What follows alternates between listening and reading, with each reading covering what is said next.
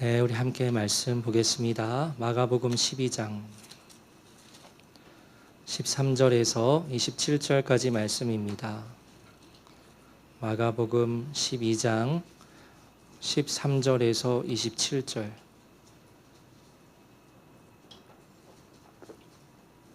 마지막 27절은 함께 읽겠습니다. 그들이 예수의 말씀을 책잡으려 하여 바리새인과 헤롯단 중에서 사람을 보내매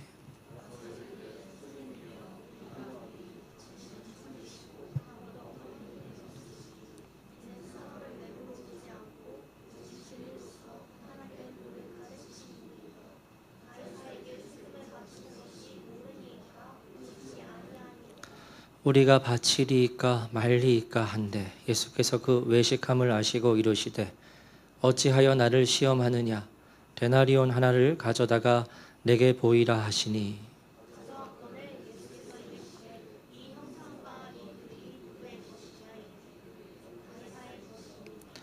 이에 예수께서 이르시되 가이사의 것은 가이사에게 하나님의 것은 하나님께 바치라 하시니 그들이 예수께 대하여 매우 놀랍게 여기더라.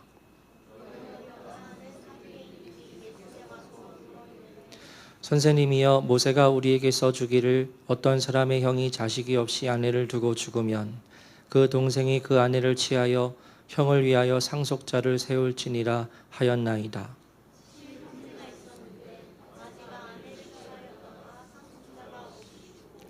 둘째도 그 여자를 취하였다가 상속자가 없이 죽고 셋째도 그렇게 하여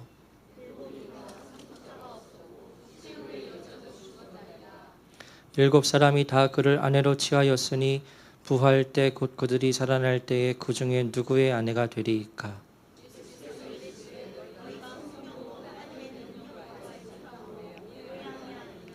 사람이 죽은 자 가운데서 살아날 때에는 장가도 아니가고 시집도 아니가고 하늘에 있는 천사들과 같으니라.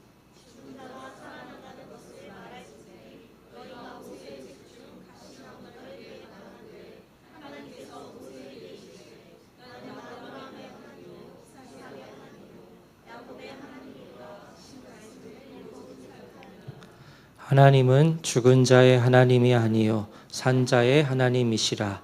너희가 크게 오해하였도다 하시니라. 아멘. 오늘 마가복음 강의 37번째 어리석은 질문들과 하늘로부터의 대답이라는 제목으로 말씀을 나누겠습니다. 우리 주위를 둘러보면 시대를 앞서가는 사람들이 간혹 있습니다. 믿음을 가지고 있고 가지고 있지 않고를 떠나서 이 세상을 바라보는 시각이 보통의 사람들과는 다른 사람들이 있는데요. 그런데 이러한 시각을 가지고 있는 사람들이 가지는 공통점은 여러 복잡한 격가지의 상황들에 집중하지 않고 본질을 바라볼 수 있는 사람들입니다. 여러분이 체감하시는지 모르겠지만 요즘에 종교 그 자체에 대해서 관심을 갖는 사람들이 점점 많아지고 있습니다. 해외를 중심으로 흐름이 있습니다. 그 사상의 흐름이 있는데 이 세대의 흐름은요. 지난 10년간 대중문화의 영역에서 사상적으로 주류의 흐름을 있었던 것이 바로 소위 정치적 올바름과 관련된 것이었습니다. 정치적 올바름이라는 것은 일명 PC주의라고 해서 모든 것에는 편견과 차별이 없어야 한다는 사회적인 운동 그리고 사상적 철학을 말하는 것인데요. 예를 들어서 한 번쯤은 들어보셨을 페미니즘 같은 단어도 여성들을 차별하지 말아야 한다는 그와 같은 주의를 가지고 있는데 이 정치적 올바름, PC와 연결이 된다고 볼 수 있습니다. 여성을 차별해서는 안 된다는 거죠. 요즘 같은 시대에. 피부색도 마찬가지입니다. 흑인이라고 해서 차별해서는 안 된다는 겁니다. 지난 성탄절 설교 때 제가 말씀을 드렸지만 넘기시면 나올 겁니다. 메리 크리스마스라는 인사 대신 해피 할로데이라는 인사를 정부 차원에서 권장하는 것을 넘어서서 아주 강하게 요구하는 것도 이것과 연관이 있습니다.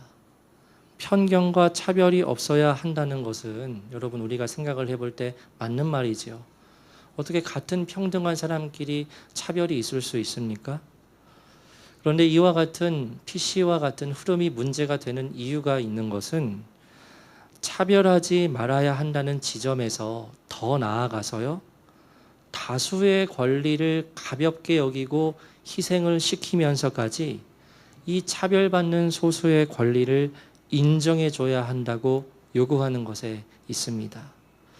그래서 여러분, 할리우드나 디즈니 같은 소위 미국의 메이저 제작사에서 만든 최근의 10년간의 작품들을 보면 여성들, 흑인들, 성소수자들을 이야기 흐름에 반드시 넣어서 그 흐름에 들어맞지도 않는데도 이런 등장인물들이 나오는 경우가 많았습니다. 보시는 지금 사진은 흑인에 대해서 이렇게 다 요소를 넣었다고 말하는 그와 같은 맥락에서 합친 그림인데요. 그래서 여성들, 흑인들, 성소수자들이 대중매체 가운데 많이 나오는 거예요. 이런 흐름은 국내에서도 얼마든지 발견할 수 있습니다. 그런데 문제는 많은 사람들이 이와 같은 사상적인 흐름에 막 폭탄처럼 쏟아져 나오는 그러한 대중매체들을 보면서 지치는 거예요. 뭔가 조금씩 지쳐가는 겁니다. 정치적 올바름은 어쨌든 진보적인 성향과 맞닿아 있거든요. 그래서 사람들이 지쳐서 그에 대한 반작용으로 사람들이 보수화에 관심을 점점 갖고 있고, 그리고 그래서 역사적인 전통, 인류가 이제까지 지켜온 그와 같은 관습과 전통들을 관심을 가지는 그러한 경향들이 지금 일어나고 있는데, 아까 말씀을 드렸던 시대를 앞서가는 사람들이 이와 같은 흐름을 캐치하는 겁니다. 그래서 여러분, 그런 의미에서 요즘 종교에 대해서 많은 관심을 갖는 흐름이 일어나고 있어요. 제가 이 시간에 예전에 한번 말씀드렸었지만 유튜브 채널에 3프로라는 경제 채널, 전문 채널이 있어요. 되게 유명한 채널입니다. 그런데 거기에서 종교의 영역과 관련된 영상을 막 올리는 거예요. 여러분, 경제 전문 채널에서 왜 이 종교 콘텐츠를 올릴까? 놀라운 것은 여러분, 경제 전문 채널입니다. 근데 그와 같은 주제의 영상보다 종교에 대해서 다룬 영상의 조회수가 제일 높아요. 폭발적으로 막 사람들이 그 조회수를 클릭하는 겁니다. 또한 최근에 너진똑이라는 유튜브 채널이 있는데요. 여기에서 최근에 기독교에 대해서 다루었다는 겁니다. 구독자가 약 140만 명 정도 된다는 채널인데, 너 진짜 똑똑하다. 채널 홍보하는 건 아니고요. 그런 의미의 너진똑 채널인데, 여기서 최근에 기독교에 대해서 다룬 영상이 굉장히 일반인들에게, 기독교인들에게도 마찬가지지만 일반인들에게 굉장히 많은 주목을 받는다는 거죠. 그래서 처음에는 제가 별로 관심을 두지 않다가 이제 몇 개월이 지난주에서야 이 영상을 보았는데, 기독교 콘텐츠가 총 4개인데 두 번째 영상이 도움이 된다 싶었습니다. 분별력이 부족한 분들은 이 영상을 다 보면 안 될 것 같고요. 그래서 우리 청년들 시간이 되면 이 두 번째 영상, 저건데 한번 시청해봐도 좋을 것 같은데, 이 두 번째 영상의 주제가 예수님은 어떤 분인가에 대해서 이 무신론자 유튜버가 소개하는 내용이에요. 그래서 그 영상을 보니까 이 복음서에 나오는 예수님의 모습을 있는 그대로 막 잘 설명하는 겁니다. 그런데 그 영상의 막바지에서 이 유튜버가 기독교에 대해서 이러한 평을 했습니다. 복음서에 나오는 예수님은 그 유튜버의 표현으로는 비기독교인 입장에서도 그 예수님을 볼 때 그 자체로 엄청나게 똑똑하고 사력 있고 또 카리스마 넘치고 멋있고 호감 맥스의 알파남인데, 여러분 알파남이 무슨 뜻인지 아세요? 모르시죠? 따로 말씀드리지 않을게 한번 찾아보세요. 그래서 호감 맥스이고 알파남인데 왜 우리는 진즉에 이러한 설명을 들어본 적이 없었는가 하는 그러한 질문을 이 유튜브가 하는 겁니다. 던지는 겁니다. 복음서에 나오는 이와 같은 예수님의 모습은 정말로 비기독교인들이 보아도 훌륭하고 본받을 만한 그와 같은 멋진 인물인데 왜 이와 같은 이야기를 우리 비그리스도인들은 듣지 못했는가? 라는 질문을 던지면서 스스로 그 유튜버가 질문에 답을 하기를 지금 이 순간에도 몇몇 기독교인들이 예수님을 그냥 믿기만 해서라는 겁니다. 무슨 뜻이냐면 교회 안에 있는 많은 이들이 예수님을 왜곡해서 알고 있다는 거죠. 그 예수님이 어떠한 분이신지 정확하게 알지 못하고 생각하지 않고 예수님을 그저 그냥 믿기만 한다는 겁니다. 그래서 마지막에 영상에 그와 같은 문제의식을 말하는 것을 제가 듣고 제가 공감을 했습니다. 여러분, 오늘날 우리가 예수님을 믿는다고 할 때 우리의 믿음의 근거가 되는 것은 무엇이 되어야 하지요? 하나님의 말씀입니다. 그러면 우리의 믿음의 근거가 되는 이 하나님의 말씀을 우리가 적어도 다 외우지는 못하더라도 이 말씀에 대해서 정확히 알고 이해하고 있어야 합니다. 그렇죠? 예수님을 믿는 근거가 말씀이라면 이 말씀을 정확히 모르고서는 예수님을 바르게 믿을 수 없는 거예요. 말씀을 모르면 예수님을 그 유튜버의 지적대로 별 생각 없이 그냥 믿는 것에 불과하다는 겁니다. 그런 의미에서 여러분, 오늘날 우리에게 그리고 예수님을 믿는 성도들에게 중요한 것은 말씀을 정확히 이해하고 아는 일이에요. 믿음은 곧 무엇을 듣는 데서 납니까? 그리스도의 말씀이라고 로마서 말씀에 기록되어 있지요. 그런데 문제는 이 하나님의 말씀을 설교를 통해서만 접하게 된다면 절대 안 된다는 거예요. 왜냐하면 설교는 말씀의 모든 부분들을 다 다루지 못합니다. 그리고 설교의 내용은 한계가 있어요. 어떠한 한계가 있지요? 그 말씀을 전하는 설교자가 가진 신학적인 입장에서 크게 벗어날 수가 없습니다. 무엇이요? 설교의 내용이요. 그런데 설교를 듣고 그것으로만 하나님의 말씀을 내가 접하고 있다면 그것은 매우 위험한 일이 될 수 있다는 거죠.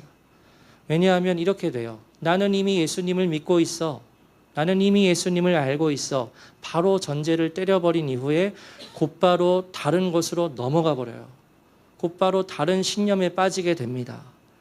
그런 의미에서 충분히 말씀의 훈련을 받지 못한 분들은 외부 단체나 선교 단체에서의 활동을 조금은 주의해야 할 필요가 있어요. 말씀을 정확히 알지 못하는 가운데 그냥 스킵하고 다른 것으로 넘어가게 되면, 예를 들어서 저 광화문에 저와 같은 성을 가진 그 목사님에게 속해서 빠져버리게 되면 거기에서 헤어나오지 못합니다. 평생 신앙생활 하면서 그 신앙인데 정치 진영에 함몰되어서 그 신앙이 평생 갑니다. 여러분, 그것이 올바른 성도의 모습이라고 볼 수 있을까요? 비판하는 건 아닙니다만 특징이 하나님의 말씀을 있는 그대로 강조하기보다 정치 진영에 속한 말들을 더 소중히 여기고 그것을 전파하는 사람으로 변질되어 버려요. 그래서 내게 있어서 말씀의 훈련이 되어 있지 않는 가운데 표현하자면 하나님의 음성 듣기 일변도라는 것은 한쪽으로만 치우친다는 거죠. 균형이 없이. 하나님의 음성 듣기 일변도, 은사주의 일변도, 우리 성도님들은 그러지 않으시겠지만 선교 일변도, 이렇게 되어버리는 거예요. 그래서 저는 개인적으로 하나님의 말씀을 정확히 알지 못하고 이해하지 못하고 훈련받지 못한 분들은 그 외의 훈련을 넘어가지 않는 것이 좋다고 생각을 하고 있습니다. 그런 의미에서 여러분, 이 주일마다 우리가 나누는 이 복음서의 말씀은 정말 우리에게 중요합니다. 여러분, 성경 말씀 중에서 복음에 대해서 그리고 예수님에 대해서 다이렉트로 알 수 있는 말씀이 복음서이지요. 그리고 더 끼워 넣자면 로마서도 여기에 포함시키고 싶은데요. 그래서 복음서에 나오는 한 구절 한 구절의 말씀을 우리가 정확히 알아야 합니다. 지난주 본문에 어떠한 내용이 있었냐면 예수님께서 말씀하시길 건축자들이 버린 돌이 모퉁이의 머릿돌이 된다라고 선포를 하세요. 두 가지 그림이 있습니다. 여러분, 모퉁이의 머릿돌, 왼쪽 그림이에요? 오른쪽 그림이에요? 오른쪽 그림이라고 말씀드렸죠. 오른쪽 그림에 높이 가장 높은 곳에 위치한 돌이 모퉁이의 머릿돌이라고 말씀을 드렸습니다. 건축자들이 버려진 돌이 모퉁이의 가장 높은 위치에 왕관처럼 위치해야 한다는 이와 같은 예수님의 말씀은 무엇을 의미한다고 말씀드렸습니까? 예수님의 십자가 죽음과 부활이라고 말씀을 드렸죠. 정말 중요한 말씀입니다. 그래서 이러한 말씀들을 정확히 우리가 하나하나 알고 그 의미를 깊이 깨닫고 믿을 때 이 말씀이 우리의 영혼과 심령 가운데 새겨질 수 있는 거예요. 그런 의미에서 제가 이 마가복음 강의를 처음 시작할 때 부탁을 드렸습니다. 이 마가복음의 말씀을 전혀 사전 배경 지식이 없는 것처럼 마치 처음 듣는 것처럼 이 말씀을 들어주십시오. 이거 이미 다 아는 말씀 아니야? 라고 생각하지 말아 주십시오. 라고 제가 요청을 드렸어요. 그래서 이 기록된 말씀을 우리가 정확히 아는 것이 중요합니다. 그래서 이 말씀을 정확히 알고 이해할 때 그 유튜버의 말처럼 예수님을 그냥 믿는 사람이 아니라 진리를 깊이 누리는 사람이 되어서 그 예수님이 어떠한 분이신지, 내가 왜 이 예수님을 믿고 있는지 전할 수가 있습니다. 그래서 그러한 배경에서 오늘 본문의 말씀을 함께 나누려고 하는데요. 우리 지난주 말씀을 보면 예수님께서 포도원 농부의 비유의 말씀을 하셨지요. 그러면서 대제사장들을 향하여 너희가 지금 어떠한 잘못된 행동을 하고 있는지, 얼마나 잘못된 자리에 앉아 있는지 예수님께서 비유의 이야기를 통해서 비판하십니다. 깨닫게 하십니다. 그래서 이 대제사장들이 이 예수님의 말씀이 우리들을 향한 말씀이구나. 우리가 그 포도원의 농부가 되어서 주인의 종을 죽이고 주인의 하나밖에 없는 아들을 죽였던 그 포도원의 농부가 바로 우리라고 말하는구나 라고 바로 깨달았어요. 바로 깨달았는데 이 대제사장들이 어떻게 반응을 했습니까? 그 예수님을 화가 나서 잡으려고 했는데 주위에 있는 백성들이 두려워서 예수님을 잡지 못하고 그냥 돌아가죠. 근데 여기서 끝이 아니었어요. 오늘 본문의 말씀이 이어지는데요. 13절 말씀을 보면 여기서 말하는 그들이 누구입니까? 대제사장들입니다. 이 대제사장들이 예수의 말씀을 책잡으려 하여 바리새인과 헤롯 땅 사람을 보냅니다. 여러분, 책잡으려 한다는 것은 예수님의 말을 통해서 덫을 놓고 함정에 빠지게 하려 함을 말하는 거지요. 그리고 그 역할을 맡은 두 부류의 사람이 나와요. 바리새인과 헤롯 땅이 바로 그 사람들입니다. 근데 여러분, 바리새인과 헤롯 땅 이 두 부류의 사람들 역사적 배경으로 볼 때요. 이 두 부류의 사람들은 절대 하나의 연합을 이룰 수 없는 사람들이었습니다. 왜냐하면 정치적인 견해가 완전히 정반대에 있는 사람들이었어요. 여러분, 오늘날에도 정치적 견해가 다르면 관계가 참 어렵습니다. 명절에 가족들이 모여서 절대 하지 말아야 할 이야기가 뭡니까? 정치 이야기죠. 한번 터지면 아빠 아들 없습니다. 그냥 팍 부딪혀가지고 이제 또 사단이 나는 거예요. 정치적 견해가 다르면 참 하나를 이루기가 그만큼 어렵습니다. 그런데 바리새인과 헤롯 땅에 속한 이 두 부류의 사람들은 정치적인 견해가 정반대에 있는 사람들이었어요.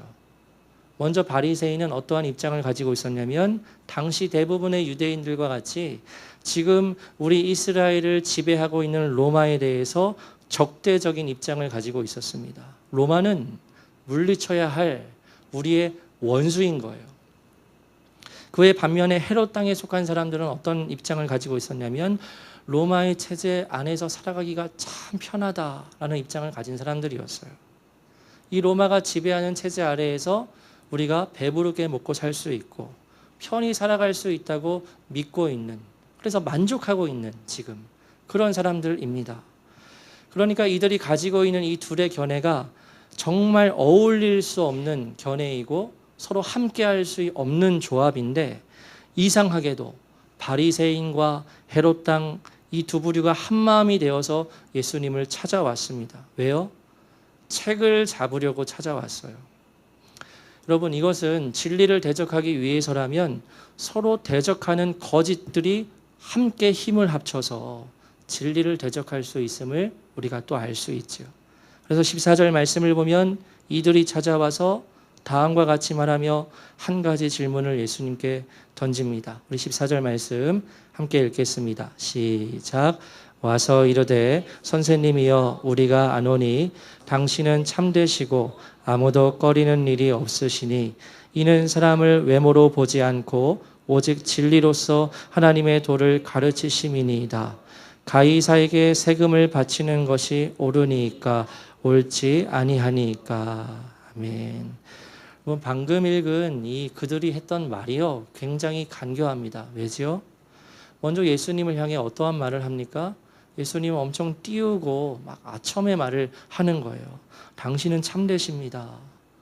당신은 정말 굳은 심지를 가지고 있기 때문에 그 누구도 꺼리지 않으십니다. 당신은 사람을 외모로 보지 않으시고 오직 진리로서 하나님의 도를 가르치십니다. 라고 이렇게 말하는 거예요. 여러분, 이렇게 먼저 예수님을 이렇게 띄우면서 아첨의 말을 하는데, 그런데 그 말에 무엇이 숨어 있는 겁니까? 칼이 숨어 있는 거예요.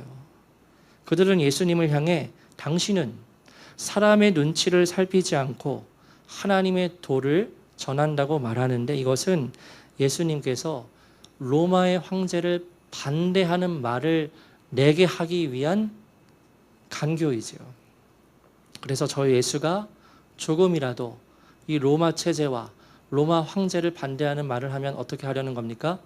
고발해서 체포해서 형벌을 받게 하려는 거였죠. 그런 다음에 그렇게 간교하게 예수님을 띄운 다음에 도저히 빠져나올 수 없는 한 가지 질문을 던지는데, 그것은 가이사가 이제 카이사르라고 해서 로마 황제를 뜻하는 단어입니다. 가이사에게 세금을 바치는 것이 옳으니까 옳지 않으니까 하는 질문을 던져요. 여러분, 이 질문은요, 진짜 빠져나올 수 없는 진짜 치명적인 덕과 같은 질문이었어요. 당시 이스라엘 백성들은 로마의 세금을 헌납해야 했습니다. 세금을 내기가 좋았겠습니까? 극도로 싫어했어요, 유대인들은. 로마의 세금을 내는 것을 싫어했지만 낼 수밖에 없는 형국이지요. 근데 유대인들이 로마의 세금을 내기를 싫어했던 이유가, 그 로마의 세금을 바치는 그 세금의 일부가 우상 제물과 관련된 그와 같은 쓰임이었습니다. 율법에는 우상의 제물을 하면 안 되죠. 섬기지도 말아야 되고 돈도 하지 말, 아무튼 안 되는 거잖아요. 그런데 우리가 정말 죽기도 싫은, 내기 싫은 그와 같은 세금을 내는데, 그 세금이 하나님의 율법에 어긋나는 우상의 제물과 연결된다고 생각을 하니까 이 유대인들에게 세금의 문제는 굉장히 민감한 문제였습니다. 그래서 가이사에게 세금을 바치는 것이 옳으냐 옳지 않냐는 질문에, 여러분, 예수님께서 만약 세금을 바치는 것이 옳다라고 하면 어떤 일이 벌어질까요? 수많은 유대인들에게 외면을 받으실 겁니다. 훌륭한 척하더니 결국 매국노구나 너, 이렇게 되어버리는 거예요. 아주 증오의 대상으로 변질되어 버리는 겁니다. 프레임이 씌워져요. 너는 매국노야. 이제까지 훌륭한 말 하더니 신비한 기적 일으키더니 결국 너는 매국노구나 라고 그냥 결론이 나지는 겁니다. 그렇다고 예수님께서 가이사에게 세금을 바치는 것이 옳지 않다라고 말씀하시면 어떻게 됩니까? 곧바로 고발당하게 되죠. 잡히시게 되고. 그러니까 예수님의 입장에서는 이러지도 못하고 저러지도 못하는 형국인 겁니다. 진퇴양난. 그들로서는 완벽한 덫을 놓았다고 속으로 기뻐했을 거예요. 그런데 그때 예수님께서 말씀하십니다. 어찌하여 나를 시험하느냐. 그리고 데나리온 동전 하나를 가져다가 내게 보이라 라고 말씀을 하십니다. 사람들이 동전을 가져왔어요. 그 다음에 예수님께서 다음과 같이 말씀을 하시는데요. 두 절의 말씀을 읽겠습니다. 시작. 가져왔거늘 예수께서 이르시되 이 형상과 이 글이 누구의 것이냐 이르되 가이사의 것이니이다. 이에 예수께서 이르시되 가이사의 것은 가이사에게 하나님의 것은 하나님께 바치라 하시니 그들이 예수께 대하여 매우 놀랍게 여기더라. 아멘. 예수님께서 동전을 보시고 말씀하십니다. 이 형상과 이 글이 누구의 것이냐. 하나 넘기시면 나올 텐데요. 당시 데나리온 동전에는 누구의 형상이 새겨져 있었냐면 로마 황제의 형상이 새겨져 있었어요. 그리고 어떤 글이 새겨져 있었냐면 로마 황제가 신의 아들이라는 내용의 글자가 새겨져 있었습니다. 그러니까 여러분, 이 데나리온 동전의 의미는 예수님께서 말씀하셨듯이 어떠한 형상도 우상으로 만들지 말라는 십계명에 위배되는 거예요. 이 동전 자체가. 그래서 예수님께서 말씀하시죠. 이 동전의 형상과 여기 써 있는 글이 누구의 것이냐 라고 물으시는 것은 이 데나리온 동전 자체가 우상과 연결되어 있는 거짓된 가증한 것이라고 말씀하고 있는 거예요. 그러자 그것을 깨닫게 된 주위 사람들이 대답을 하지요. 이 동전은 가이사의 것입니다. 그러자 예수님께서 말씀하십니다. 가이사의 것은 가이사에게, 하나님의 것은 하나님께 바치라. 그러자 그 말을 듣고 사람들이 깜짝 놀라요. 왜냐하면 이 예수님의 말씀이 지당한 거예요. 예수님께서 이 데나리온 동전을 가지고 완전히 세상 말로 판을 바꾸신 겁니다. 원문을 보면 가이사의 것은 가이사에게 돌려주라 이렇게 되어 있는데요. 데나리온에는 로마 황제의 형상이 새겨져 있고 이것 자체가 우상을 의미하는 뜻이기 때문에 그 우상을 가지고 있지 말고 그와 같은 가증한 우상은 가증한 우상을 행하는 그 로마 황제에게 돌려주라는 거예요. 근데 여러분, 이러한 예수님의 말씀이 로마 황제에게 우리가 마땅히 세금을 바쳐라 라는 뜻이 전혀 아니지요. 그렇기 때문에 그 덫을 놓은 사람들이 이 예수님의 말을 가지고 책을 잡을 수가 없는 거예요. 우상은 그 우상에게 던져라, 돌려줘라 이렇게 말하니까 이거 세금을 내라는 건가 이런 것과 전혀 연관이 없어지는 겁니다. 그리고 그 뒤에 하나님의 것은 하나님께 바치라 라고 말씀을 하지요. 여러분, 하나님의 것은 세상에 무엇이 하나님의 것이죠? 이 세상에 있는 모든 것이 다 하나님의 것이죠. 그래서 하나님의 것은 이 세상에 있는 모든 것인데 하나님께서 그 모든 것을 만드셨으니 하나님의 것은 하나님께 바치라 라고 예수님의 말씀을 하셨을 때 저 예수라는 자가 로마 정부의 반기를 들고 있구나 라고 해석을 할 수가 없는 겁니다. 신앙의 고백의 영역이니까요. 그래서 예수님의 이와 같은 대답을 듣고 그들이 아주 크게 놀라요. 그냥 놀란 것도 아니고 매우 크게 놀랐다고 기록하고 있습니다. 여러분, 여기서 말한 그들이 누구예요? 대제사장들이 보낸 바리새인과 헤롯 땅에 속했던 사람들입니다. 예수님 앞에 완벽한 덫을 놓고 예수를 잡으려고 했던 사람들입니다. 그런데 그 완벽한 덫을 피하는 하늘로부터의 지혜의 말씀을 듣고 너무 놀란 거예요. 감탄을 하는 겁니다. 그래서 오늘 본문의 말씀은 아니지만요, 다른 복음서의 말씀을 보면 그 예수님의 대답을 듣고 이들이 대제사장에게 돌아가요. 그리고 이렇게 말합니다. 이때까지 그렇게 말하는 사람은 없었습니다 하고 그렇게 말해요. 너무 놀라가지고 이때까지 이렇게 말하는 사람은 없었습니다. 대제사장들이 아주 막 멸시하죠. 이 배움도 없는 놈들이 또 미혹당했네 이러고 그렇게 반응을 합니다.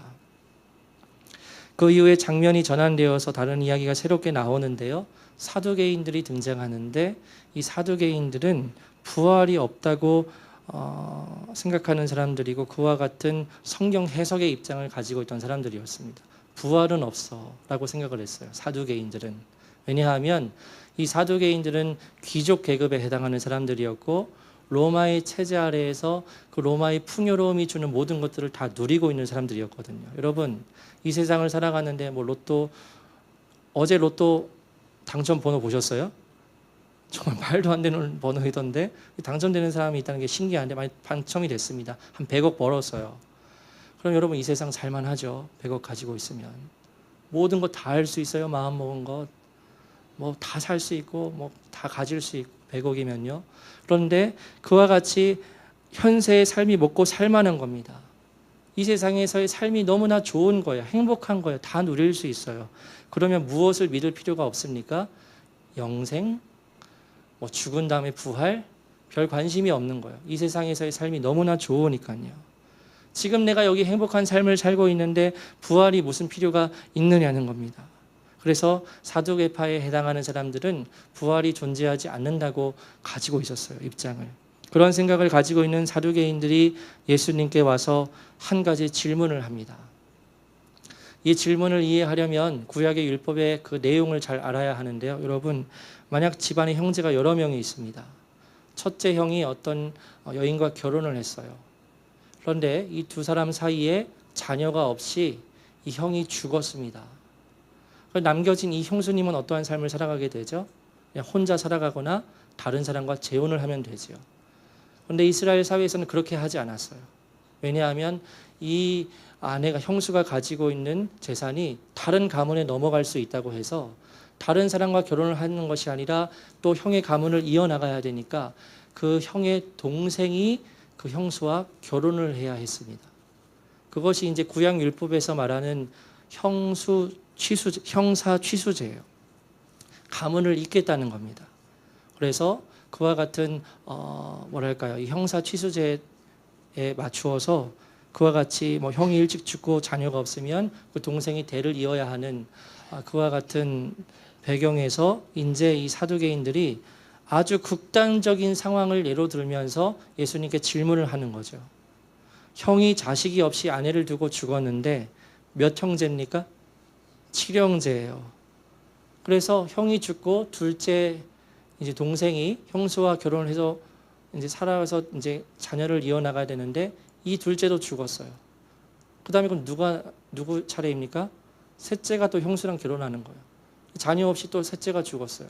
넷째, 다섯째, 여섯째, 일곱째까지 다 결혼을 했는데 자녀 없이 7형제가 다 죽었다는 겁니다. 만약에 그와 같았다면 이후에 이 모든 사람들이 다 죽었다 부활을 할 때 이 여인은 도대체 누구의 7명 중에 누구의 아내가 되느냐 하고 그렇게 예수님께 질문을 하는 거죠.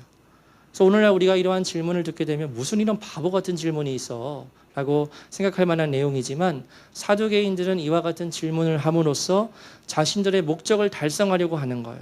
어떤 목적이지요? 부활이 없다는 것을 증명하고 싶은 겁니다. 한번 대답해봐. 무슨 이런 허점이 있는데 부활이 있다고 해? 라는 그러한 자신들의 주장을 펼치고 싶은 거예요. 그래서 그와 같은 질문을 듣고 예수님께서 대답을 하시죠. 너희가 성경도 하나님의 능력도 알지 못해서 오해하고 있다는 겁니다. 그런 이유에 대답하시길 사람은 죽은 자 가운데서 살아날 때에는 장가도 가지 않고 시집도 가지 않고 하늘에 있는 천사들과 같다고 예수님께서 말씀하세요. 여러분 여기까지 예수님의 말씀을 보면 부활이 있다는 겁니까? 없다는 겁니까? 있다는 거죠. 부활은 있습니다, 여러분. 근데 부활을 하게 될 때 예수님께서 뭐라고 말씀하시죠? 부활한 이후에 지금 이 세상에 사람들처럼 장가도 아니 가고 시집도 아니 가고 하늘에 있는 천사들과 같다는 거예요. 그 다음에는 출애굽기 3장에 나오는 내용을 주님께서 인용하시면서 말씀하십니다. 하나님께서 말씀하시길 나는 아브라함의 하나님이요 이삭의 하나님이요 야곱의 하나님이라 라고 누구에게 자신을 이와 같이 소개하십니까? 모세이지요. 모세에게 나타나셔서 하나님께서 이미 예전에 죽은 그 이스라엘의 조상들 나는 아브라함의 하나님이요 이삭의 하나님이요 야곱의 하나님이요 라고 이렇게 소개를 하시는데 이미 이 세 사람은 과거에 죽었어요. 그러면 하나님께서 죽은 자의 하나님이라고 자신을 소개하는 거냐는 거예요. 죽은 자의 하나님이 아니라 하나님은 바로 살아있는 자의 하나님이라고 소개를 하신 것이고 그래서 마지막 27절에 이와 같이 예수님께서 쐐기를 박으십니다. 함께 읽겠습니다. 시작. 하나님은 죽은 자의 하나님이 아니요 산 자의 하나님이시라 너희가 크게 오해하였도다 하시니라. 아멘. 이와 같은 예수님의 말씀을 듣고 사두개인들이 완전히 깨지는 거죠. 부활이 없다고 증명을 하고자 했는데 이 예수님의 말씀 구약 성경의 해석을 보니까 부활이 있는 거예요. 이거 반박할 수가 없는 거예요. 그래서 예수님한테 온통 깨져서 돌아갔다는 이야기가 이제 마무리의 결론의 이야기입니다. 여러분, 오늘 본문의 말씀을 통해 우리가 깨닫게 되는 진리가 있습니다. 그것은 아무리 사람들의 생각으로 하나님의 말씀을, 이 진리를 옭아매려고 해도 진리는 꺾이지 않는다는 것입니다. 아무리 예수님에게 덫을 놓고요, 극단적인 상황을 예로 들어서 빠져나올 수 없는 질문을 했다 생각하지만 하나님의 지혜 앞에서는 그 모든 것들이 다 무용지물이 됩니다. 그래서 오늘 설교의 제목이 어리석은 질문들과 하늘로부터의 대답인데요. 여러분, 이 세상을 살아가면서 우리가 복음을 전한다고 할 때 많은 사람들이 질문을 해올 겁니다. 정말 궁금해서 우리에게 알고 싶은 마음으로 질문을 하는 사람들이 있을 거고요. 오늘 본문의 사람들처럼 아주 악한 의도로 꼬아서 덫을 놓고 질문을 하는 사람들도 있을 거예요. 그러면 여러분, 그때 그와 같은 질문들을 받게 될 때 우리에게 필요한 것은 무엇일까요? 하늘로부터 오는 지혜입니다. 우리에게 하나님의 지혜가 필요합니다. 여러분은 그런 지혜를 가지고 계신가요? 성경을 보면 우리가 가진 믿음으로 인해서 환난과 핍박이 오게 될 때 그때 우리를 도우시고 우리에게 지혜를 주시는 분이 있으시다고 말합니다. 누구시지요? 성령 하나님이시죠. 오늘 12장을 나누고 있지만 마가복음 13장을 보면 예수님께서 이와 같이 말씀을 하시는 장면이 나와요. 우리 함께 읽겠습니다. 시작. 사람들이 너희를 끌어다가 넘겨줄 때에 무슨 말을 할까 미리 염려하지 말고 무엇이든지 그때 너희에게 주시는 그 말을 하라. 말하는 이는 너희가 아니요 성령이시니라. 아멘. 우리에게 때와 장소에 맞는 지혜의 말씀을 하게 하시는 이는 바로 우리 안에 계시는 성령 하나님이십니다. 그래서 우리는 우리의 생각이 아니라 하나님의 지혜로 말할 수 있어야 하고, 그때 우리에게 찾아오는 위기의 상황 가운데에서 극복하고, 또 우리에게 어떠한 질문을 해올 때 하나님께서 성령님을 통해 주신 지혜로 그들에게 하나님의 말씀을 잘 전할 수 있어야 하죠. 근데 제가 말씀드리고 싶은 것은 이것이에요. 여기까지는 잘 말씀을 드렸고요. 제가 포인트를 두고 싶은 부분은 이 부분인데, 여러분 아까도 말씀을 드렸지만 우리가 예수님을 전하고 복음을 전할 때 우리가 그에 대한 질문을 해올 때 대답을 할 수 있으려면 어떤 준비가 되어야 할까요? 우리에게. 그렇죠. 하나님의 말씀을 우리가 정확히 알아야 하지요. 여러분, 우리가 하나님의 말씀을 잘 알지 못하고 그냥 앉아서 하늘의 지혜야 올지어다 하고 계속 앉아서 기다리면 내게 어떤 지혜가 뿅 하고 생각나서 우리의 입에서 술술 말씀이 터지는 그와 같은 일들이 일어나는 것을 바라는 것이 옳은 마음은 아니지요. 몇 주 전에 말씀을 드렸지만 우리 모두는 복음을 전해야 하는 사명을 가지고 있는 사람들입니다. 여기 있는 모든 분들이요. 모든 분들. 여러분들 예수님을 믿고 계시니까 지금 이 자리에 계시죠? 예수님을 믿는 모든 사람들은 복음을 전해야 하는 사명을 가지고 있는 사람들이에요. 어리석은 복음을 전해야 해요. 아무리 어리석은 질문을 해와도 그것에 대해 하늘의 지혜를 가지고 대답할 수 있는 준비를 해야 합니다. 그러면 그 준비는 무엇과 관련된 준비일까요? 하나님의 말씀이지요. 그래서 말씀을 읽어야 합니다. 말씀을 배워야 합니다. 말씀을 읽을 때 성령님께서 역사하셔서 그 말씀을 우리 각자에게 깨닫게 하십니다. 여러분, 앞에 있는 목사들의 설교에 내 신앙을 맡길 수 없어요. 저도 목사이지만 앞에 있는 목사들의 설교에 내 신앙을 맡길 수는 없어요. 제가 오래전에 교육 전도사로부터 이제 사역을 시작을 했는데요. 그때 정말 안타까웠던 것이 나의 자녀들의 믿음을 교회 학교에 위탁하는 것으로 끝내는 그 부모님들의 모습을 볼 때였습니다. 여러분, 자녀들의 신앙교육 어디에서부터 시작이 되어야 하지요? 가정입니다. 가정에서부터 교육이 되어야 해요. 가정에서 예수님 이야기가 자연스럽게 나와야 합니다. 근데 가정 안에서 예수님의 이야기를 한 번도 못하다가 일주일에 그 1시간 교회학교 교육에 내 자녀의 신앙교육을 맡겨버린다면 그것은 너무나 안타까운 일이죠. 비판하는 것이 아닙니다. 우리 모든 가정들은 가정의 영역에서 우리 자녀들과 예수님 이야기를 자연스럽게 하는 그런 분위기가 되었으면 좋겠어요. 여러분, 그런 것처럼 내 믿음을 일주일에 한 번 드리는 이 주일 예배에서의 앞에 목사의 설교에 내맡겨서는 안 됩니다. 설교는 길잡이에 불과해요.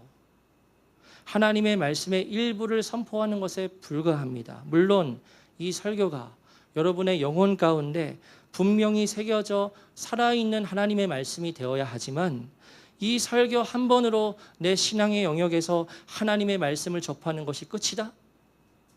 주일 예배 설교 한 번 듣고 일주일 동안 하나님의 말씀을 한 장도 읽지 못한다? 여러분, 그것은 신앙생활이라 할 수 없는 거예요. 신앙생활이라 할 수 없는 거예요.